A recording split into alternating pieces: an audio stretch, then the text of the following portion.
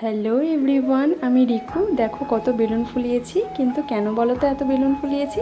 কারণ আমাদের বাড়িতে একটা অনুষ্ঠান হতে চলেছে। কিসের অনুষ্ঠান সেটা পরে বলছি। তার আগে দেখো, আমি কাউকে না পেয়ে এখানে একা একাই বেলুন ফোলাচ্ছিলাম।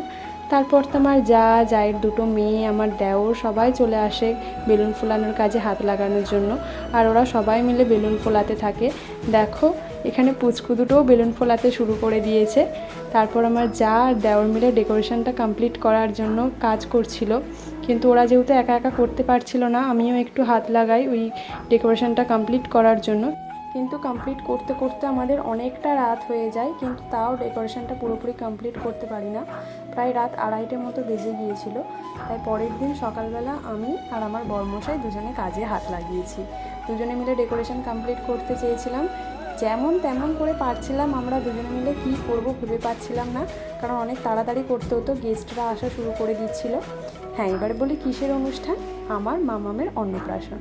হ্যাঁ, ঠিকই শুনছো। তবে আজ আর নয়, দেখা হচ্ছে নেক্সট পার্টে। আজকের মতো বাই।